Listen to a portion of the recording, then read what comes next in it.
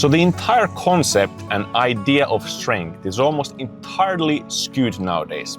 It's almost like the powerlifters, strongmen, people who in general lift heavy, people who do very hard calisthenic skills have hijacked this word strength and have a monopoly over it and can determine what the strength in general even means. Now this is the kind of strength that is built on stiffness and rigidity and very one-dimensional power output. And it is something that is both locked and is expressed in a very specific and narrow frame.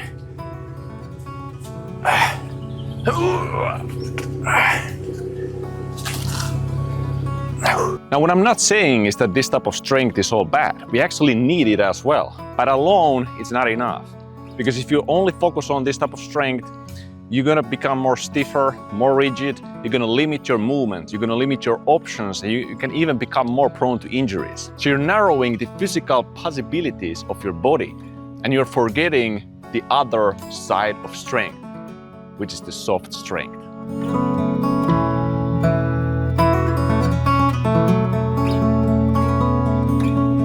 So when it comes to strength, everyone wants to know, like, how can you produce the maximal amount of strength? What is the maximal output that you can do? For example, just like pushing yourself up from the floor, but very few people think about the distribution, the absorption, and the transference of strength, which is even more important. How do you launch yourself? How do you soften and cushion your movements?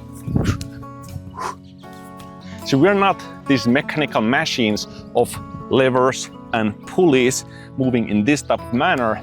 If you want to think about the body in a more accurate manner, you need to think about something organic, something malleable, something adaptable, something much more fluid.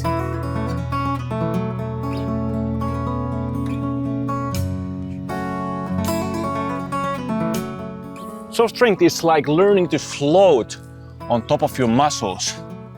Everything is fluid, soft, controlled, pliable, suspended. It's not about just stiffly dumping load and force and stress on top of your bones and connective tissue. This is what you want to think about. It is almost like you're just be able to seamlessly support your body weight to any position you end up in.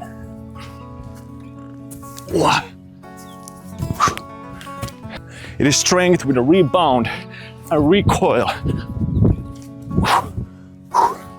Think about the point where storing energy and releasing energy meet each other. So why does this matter? What is the benefit really of this type of soft form of strength? And the bigger question might be, what are you missing out if you don't do this type of strength training? And what you're missing out on is the freedom of movement. You're missing out on the longevity of your body. You're missing out on the resilience and pliability of your joints. You're missing out on the capacity to act in a very unexpected and chaotic movement and physical exertion situations. Once you build up the soft strength, you're no longer bound on the perfect position and posture in every single exercise, but you're liberated to move in different ways. Round and arch your back into anything that your body is craving for.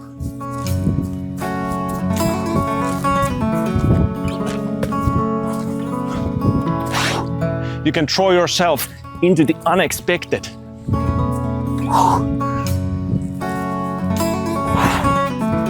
You can survive in any complex movement patterns. You're going to be prepared for very complex movements that require you to react in the moment with adequate mobility and stability. So another big question is, how do you develop this ability in your body? First and foremost, you need to start performing movements that take you into positions that you normally don't spend time with. All these positions that you avoid. And also, you need to start moving in ways that force you to transition between different planes and different directions. Start performing movements that integrate your entire body from your fingertips to your toes. And above all, be mindful of your movements. Be aware of what you're doing. Aim to stay in control. This requires conscious effort on your part. What I want you to be thinking as you are moving is that floating sensation. You want to really imagine it in your body. Imagine like your joints and your bones are being suspended by elastic ropes. Have a bounce to your movements. Have a flow. Have elasticity, pliability, softness, like we've been talking about. Don't restrict your body. Don't fixate on a specific form. An open mind creates an open body. This is how you develop natural cushioning in your body. Cushioning that is provided by alert and responsive muscle tissue, fascias and tendons. The better you absorb force, the better you release it. Different animal movements, flow movements, light impact acrobatics, and controlled body weight skills are some of the best ways to achieve this. And don't forget, you can still go hard and even harder when you make softness your base. All of this is to make you powerful, supple, and ready for whatever life brings at you. Let's go.